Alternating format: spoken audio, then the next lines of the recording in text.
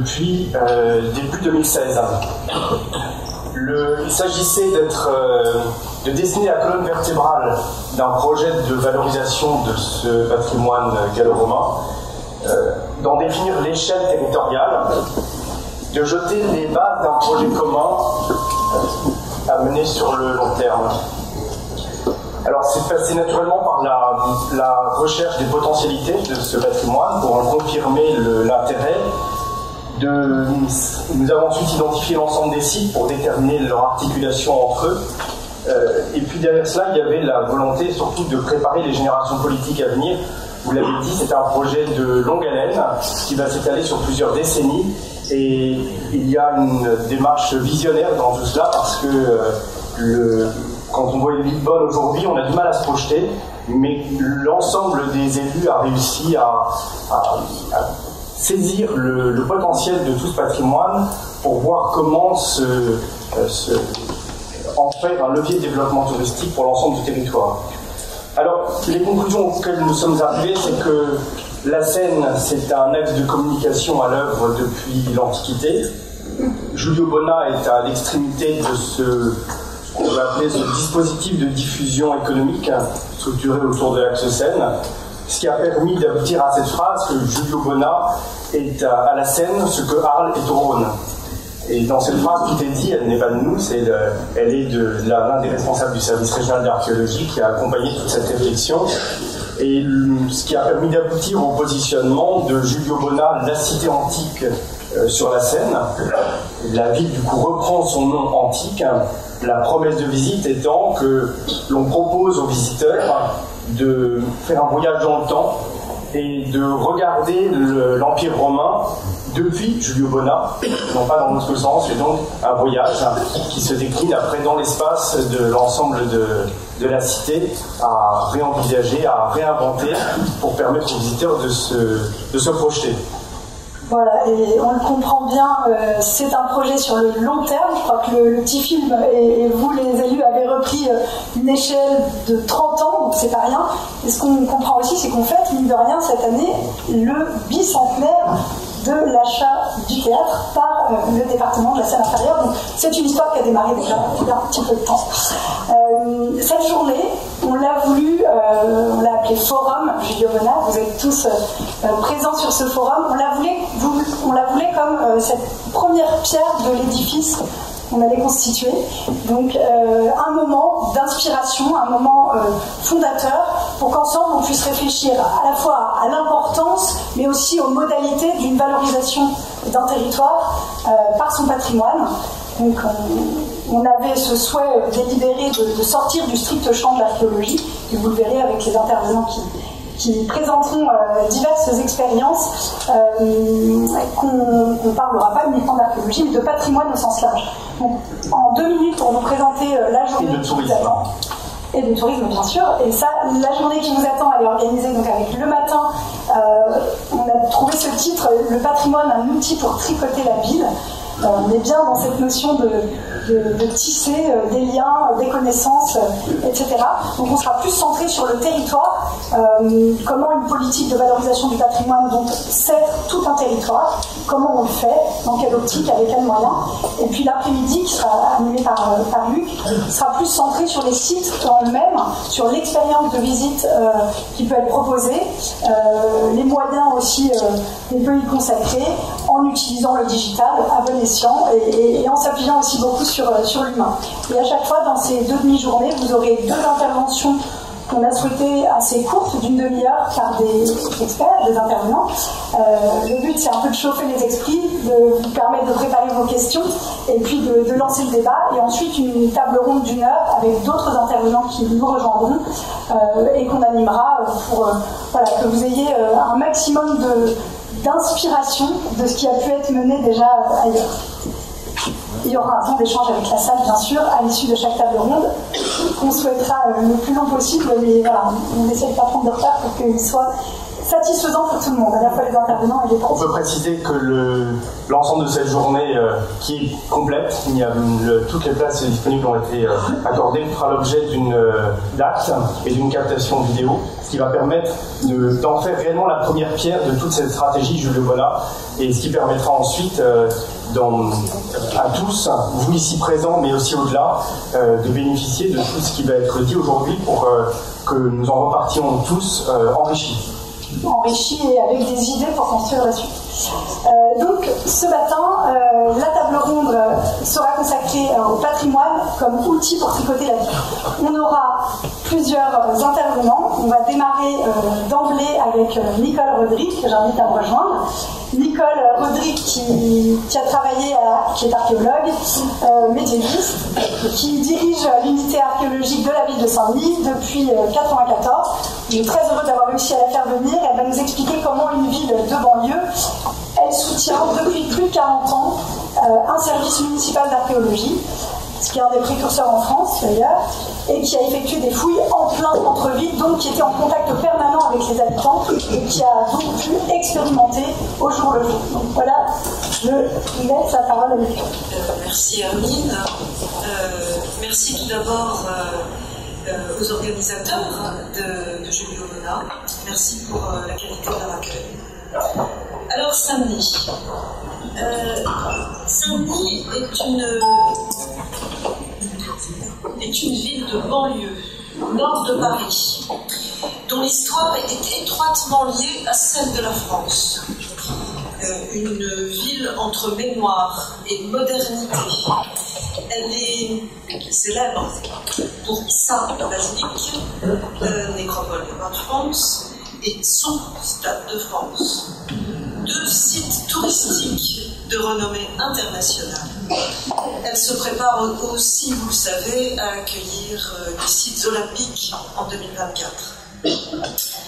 Saint-Denis, au sein de pleine commune, est une ville de contraste. Une ville jeune, multiculturelle, en dynamique de développement, avec une partie de la population en forte précarité. Et, notons-le, 70 000 salariés qui viennent quotidiennement sur son territoire. L'archéologie au XIXe siècle a concerné uniquement la basilique. Et les fouilles furent effectuées par des architectes en chef des monuments historiques en charge du monument. Au début du XXe siècle, elles se sont poursuivies et ont porté sur la nécropole aristocratique mérovingienne. Citons la tombe de la reine Arégonde, en mémoire.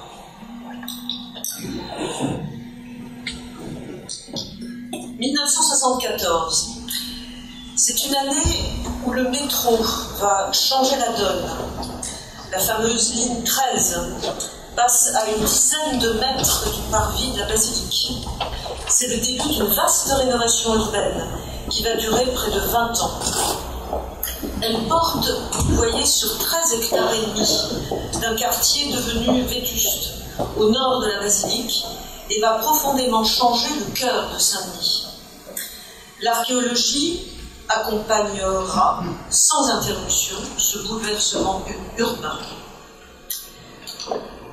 Des milliers de stagiaires venus du monde entier, des habitants, près de 300, participent à ces fouilles, pas tous en même temps, j'ai dit 20 ans, qui vont apporter un nouvel éclairage sur l'histoire de Saint-Denis. L'archéologie a mis au jour une ville médiévale, entre le 6e et le 16e siècle, large Moyen-Âge, qui se développe au nord d'un ensemble monumental, que vous voyez sur la diapositive. Il est formé d'une succession d'églises, en limite d'une vaste nécropole. La vaste nécropole, vous ne la voyez pas, elle est en blanc.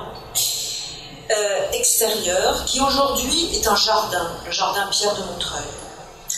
Que reste-t-il de toutes les structures que vous voyez? Eh bien rien, exception faite de la basilique, bien entendu. Et un aménagement paysager, végétal, mi-végétal, mi-minéral, qui reprend le tracé des églises.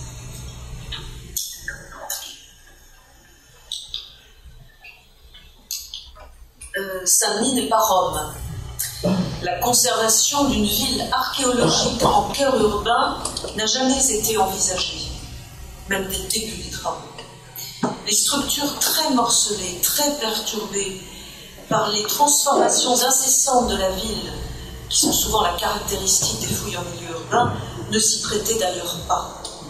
L'étude des données recueillies par les fouilles de ce secteur clé de Saint-Denis a permis de comprendre les mécanismes de la formation de la ville et de proposer les grandes phases de son évolution. Vous le voyez rapidement. Si aucun vestige immobilier n'a été conservé, par contre, le mobilier archéologique ou archive du sol est très abondant, diversifié. Il documente la vie quotidienne, l'artisanat, et offre de multiples possibilités d'études et de valorisation. La première démarche de valorisation, la plus évidente, est celle d'avoir exposé au musée d'art et d'histoire, installé dans le Carmel de Saint-Denis, 650 objets, essentiellement médiévaux, et ce à partir de 1981.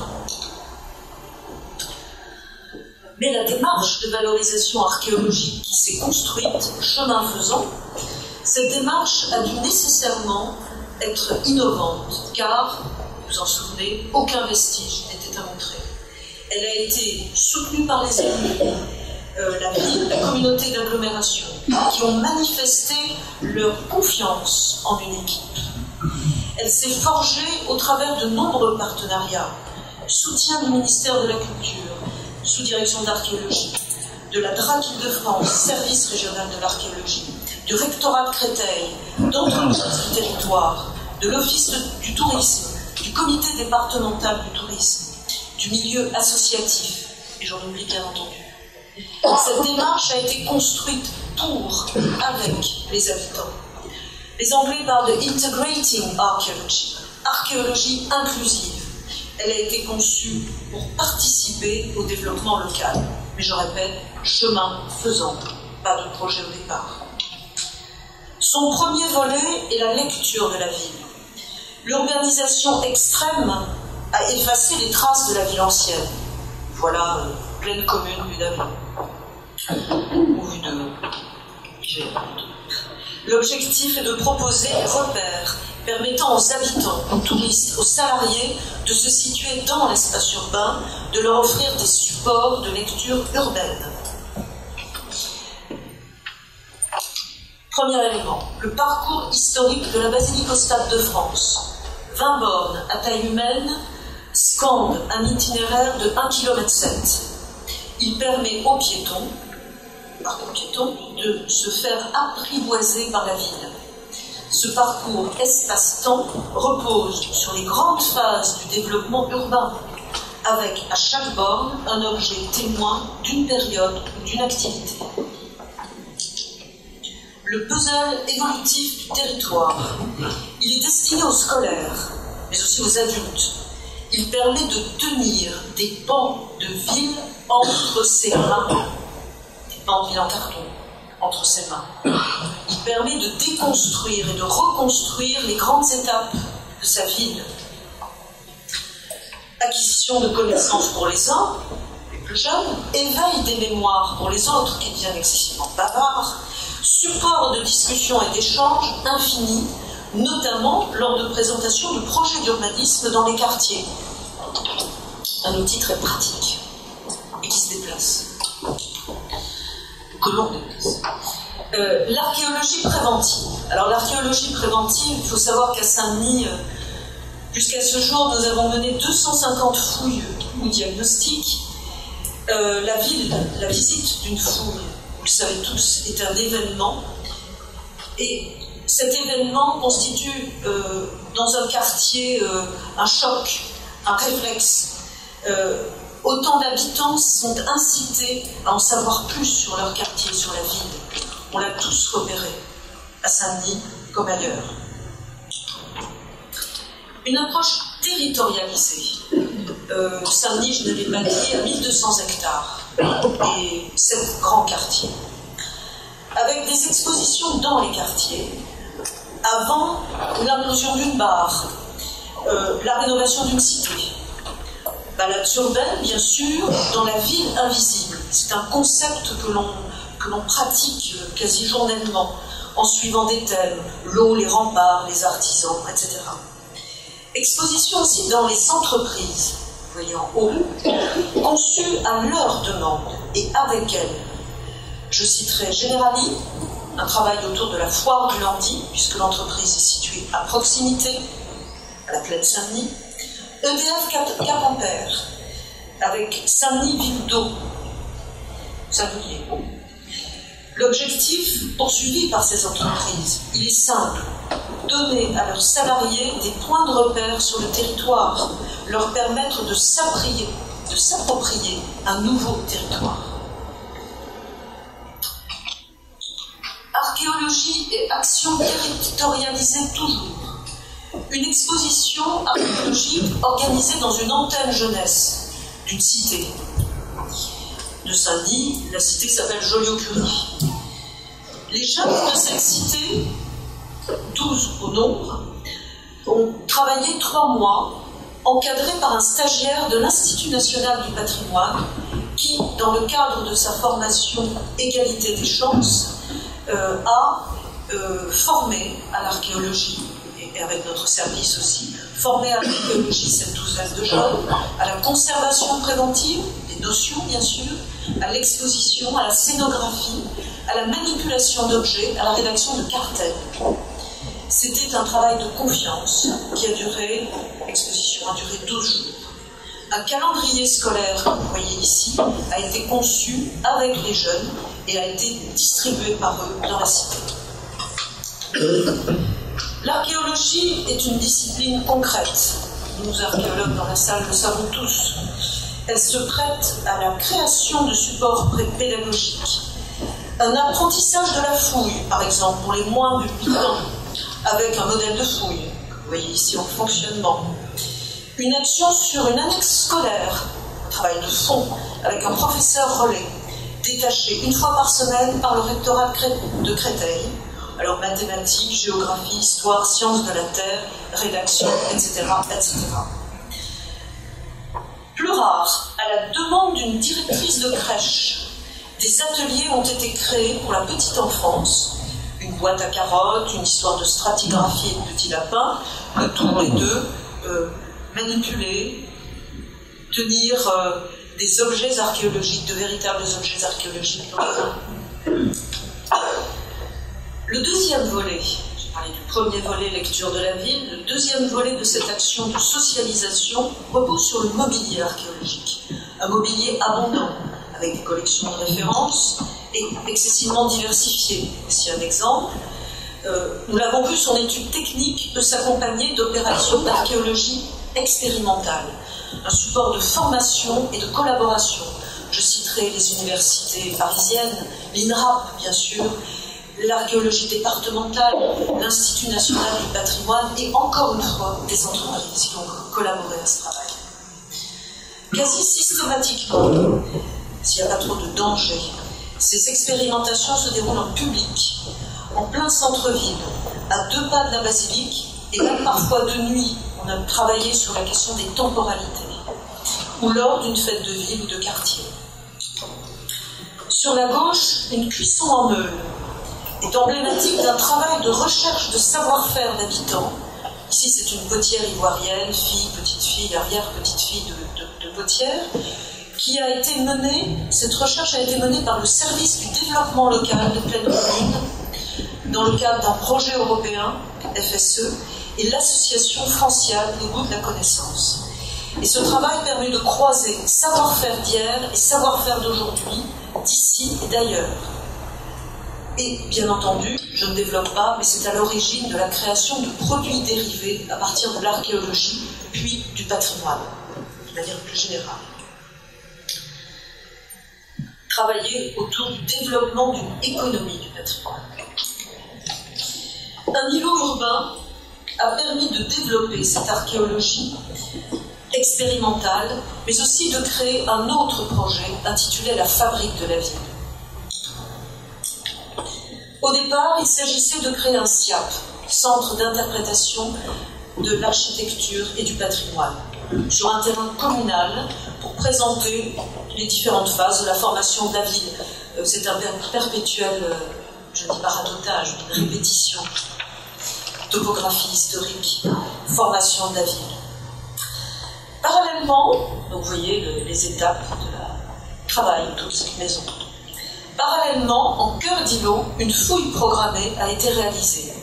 Je rappelle qu'une fouille programmée est réalisée sans notion d'urgence, mais avec des perspectives scientifiques.